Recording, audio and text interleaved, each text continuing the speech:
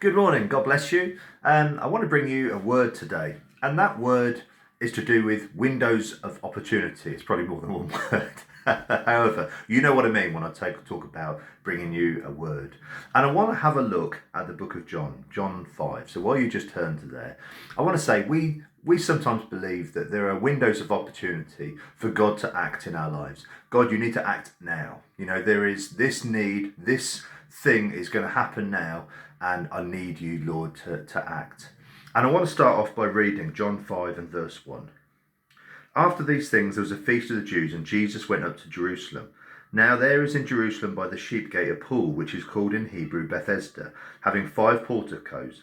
In these lay a multitude of those who were sick, blind, lame, and withered, waiting for the moving of the waters. For an angel of the Lord went down at certain seasons into the pool, and stirred up the water. Whoever then first, after stirring up of the water, stepped in was made well from whatever disease with which he was afflicted.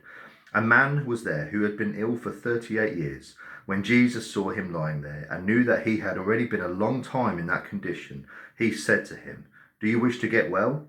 The sick man said to him, "Sir, I have no man to put me into the pool when the water is stirred up, but while I am going, another steps down before me."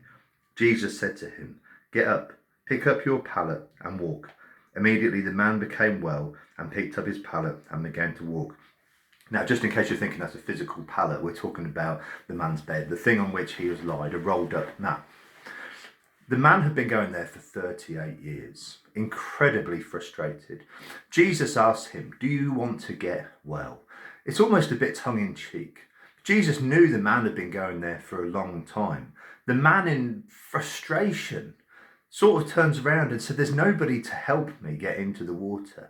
He must have watched families help their sick and loved ones get into the water. People that might have only been ill for a few weeks, that they have their families there, the water's stirred up, and very quickly a few people grab hold of them and put them into the water. He, by himself, for 38 years, unable to get and drag himself into the water, feels that frustration. You know, the man believed with all of his heart that God could heal him. And he believed that the only way that God could heal him was if he got into that pool.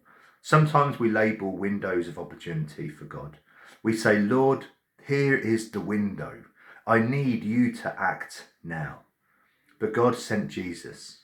The Father sent Jesus, the Father who sent his Son to do his will. Jesus said, "I only do what I see the Father doing. I only speak what I hear the Father speaking."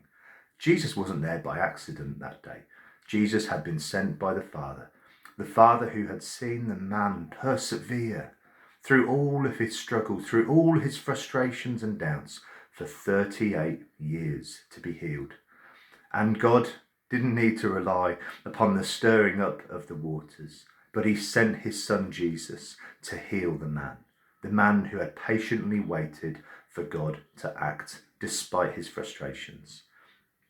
Sometimes in our lives, when we give God these windows of opportunity, we feel somehow let down when God doesn't seemingly act, but we forget his ways are above our ways, his thoughts above our thoughts, and we must trust and be patient and persevere, knowing that God, for him nothing is impossible, that he is for us and not against us, that our Father loves us and he wants the best for us.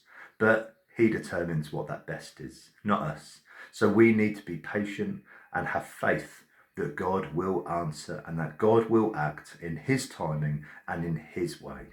God bless you in those windows of opportunity. Persevere, have patience, and more than that, have faith. God bless you. Have a great day.